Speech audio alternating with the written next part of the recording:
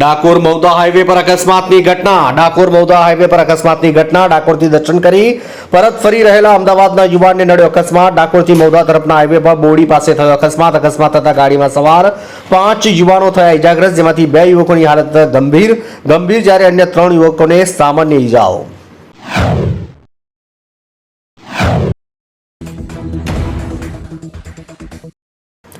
જિલ્લાના પાવી જેતપુરના ધારાસભ્ય જયંતિભાઈ રાઠવાએ નગરમાં જાહેર સ્ટેજ ઉપરથી અધિકારીઓ અને કોન્ટ્રાક્ટરનો લીધો ઉધડો।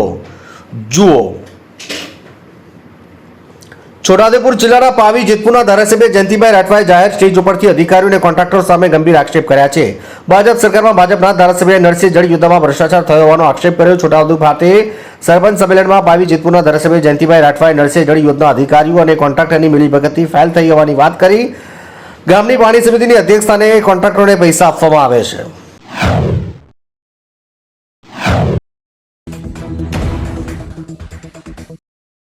વડોદરાની MS યુનિવર્સિટીમાં 100 જેટલી વિદ્યાર્થીઓને ફૂડ પોઈઝનિંગ ભોજન લીધા બાદ તબિયત લથડી। વડોદરાની MS યુનિવર્સિટીમાં મંગળવારે રાત્રે 100 જેટલી વિદ્યાર્થીઓને ફૂડ પોઈઝનિંગની અસર જોવા મળી।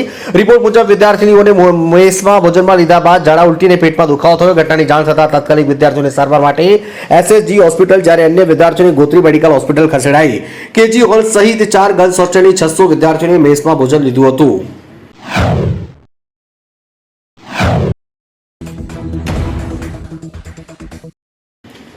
દેશમાં ભારત બંધના એલાન સાથે આજે શું બંધ રહેશે? રિપોર્ટ મુજબ શાળા કોલેજમાં હડતાલની કોઈ પણ પ્રકારની અસર નહીં થાય, પરંતુ ST બસના કર્મચારીઓ, સિવિલ ખાનગી હોસ્પિટલના કર્મચારીઓ કાળી પટ્ટી બાંધી વિરોધ નોંધાવશે। ઘણા શહેરોમાં વિરોધ માર્ચ અને શહેરી પ્રદર્શનને કારણે જાહેર બસો, ટેક્સીઓ અને એપ્લિકેશન આધારિત કેબ સેવાઓ પ્રભાવિત થઈ શકે છે। કેટલાક શહેરોમાં બેન્કિંગ સેવાઓ બંધ રહી શકે છે। આ સાથે રેલ સેવાઓ પ્રભાવિત થઈ શકે છે।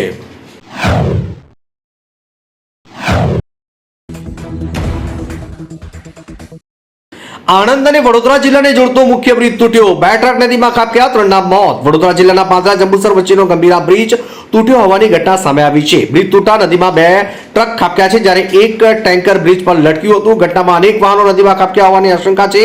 રિપોર્ટ મુજબ દુર્ઘટનામાં 3 લોકોના મોત થયા છે। પૂર્વ ધારાસભ્ય જસપાલસિંહ પટિયારે કહ્યું કે કાર અને બાઇક પણ પુલમાં ખાબકી છે। હાલ બચાવ કામગીરી શરૂ છે।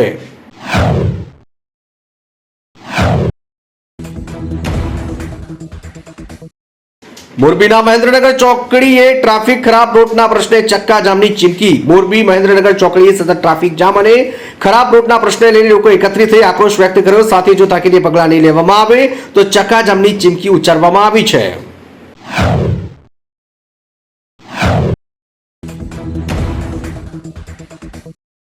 જિલ્લાના માલપુરના એક બંગાળના વેપારીના ગોડાઉનમાંથી સરકારી પાઠ્યપુસ્તકોનો મોટો જથ્થો ઝડપાયો। અરવલ્લી માલપુર નગરના એક બંગાળના વેપારીના ત્યાંથી 5000 જેટલા સરકારી પાઠ્યપુસ્તકનો મોટો જથ્થો ઝડપાતા જિલ્લા પ્રાથમિક શિક્ષણ અધિકારીએ સ્થળ તપાસ કરી સરકારી પાઠ્યપુસ્તકનો જથ્થો જપ્ત કરી તપાસ હાથ ધરી છે। મહીસાગર જિલ્લાના ખાનપુર પંથકમાંથી બંગાળના વેપારીએ સરકારી પુસ્તકનો જથ્થો ખરીદી તપાસ દરમિયાન ખુલ્યું છે। આ પુસ્તકો જૂના અને થોડા નવા અભ્યાસક્રમના હોવાનું જણાવ્યું હતું।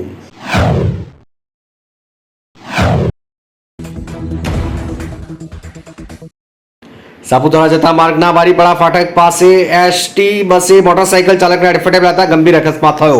પ્રાપ્ત વિગત અનુસાર આજરોજ ગુજરાત ST નિગમની શિરડી નાસિક બરોડા ST બસ નંબર GJ18 ZT 0893 જે સાપુતારા શામગાન થઈ બરોડા તરફ જઈ રહી હતી। એ દરમિયાન સાપુતારાથી વધઈને જોડતા આંતરરાજ્ય ધોરીમાર્ગના બારીયાપાડા 3 રસ્તા ફાટક પાસે ST બસ ચાલકે બાપકલ ગામમાં મોટરસાઇકલને અડફેટમાં લીધો હતો। આ અકસ્માતમાં મોટરસાઇકલ ST બસના આગલા વ્હીલમાં આવી ભરાઈ ગઈ।